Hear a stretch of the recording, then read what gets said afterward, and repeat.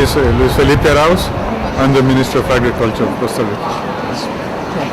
Could you just tell us some of the techniques that you're using to improve that affect climate positively and affect your productivity? Okay.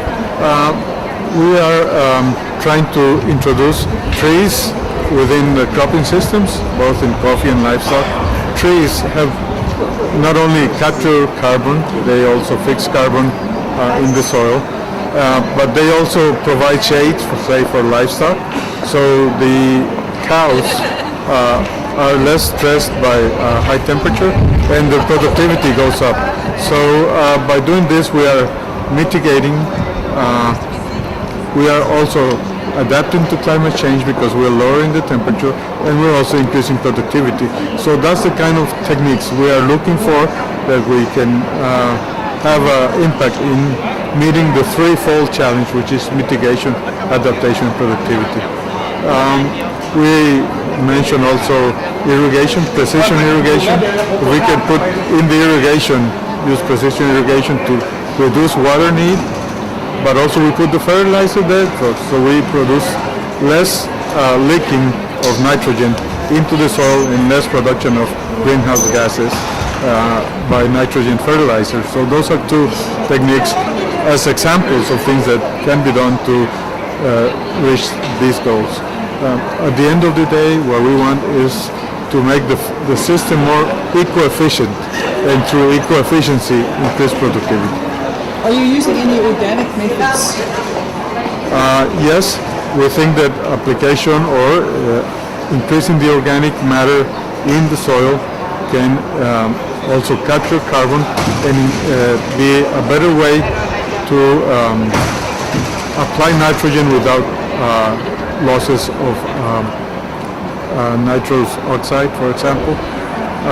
Also, we are trying to use biodigesters in the farm to produce fuel, to avoid methane production from animal waste and produce heat for electricity in the farm, and also organic productivity using compost and things like that to reduce pests and disease and the dependency of pesticides are also methods that really help with global warming. Do you still do battery or factory farming? Excuse me? Will you keep the animals inside like this and you feed them, or do you let them walk around free range? We have found that animals fed on grass produce less methane, less greenhouse gases than animals fed on grains in confinement. So we are trying to use managed pastures, managed grazing systems to provide the feed for the animals. We also use cod fodder and things like that to reduce the need for concentrates. So yes, we are doing more free range than confined cattle production. And chickens? Chickens, most of the chickens are confined. With free range is a small portion of the market. So chickens we still have the homework to do in that area. Yes. It's a very toxic way of bringing up animals. Thank you. And irrigation, do you use a lot of irrigation? You never use spray irrigation? We are moving from spray irrigation or from gravity irrigation to precision irrigation, drip irrigation. So we use less water because water has become more and more of a concern. We need to do a better job as far as water economy.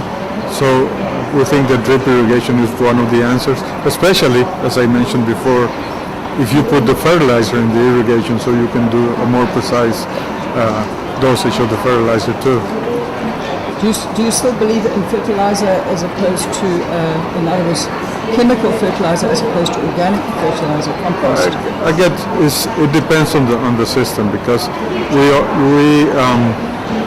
if you put inorganic salts in the water, then you can do a very good job of reducing the nitrogen rate and the nitrogen production to the atmosphere.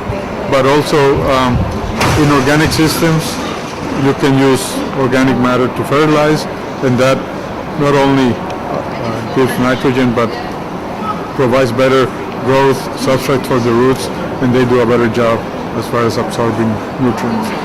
So I'm not taking a part on any of the systems. You need to think of each system and on itself, but we are trying, yes, to improve organic agriculture, to increase the areas of organic agriculture, to reduce excess of pesticides, excess of chemical fertilizer. And have you ever been a farmer?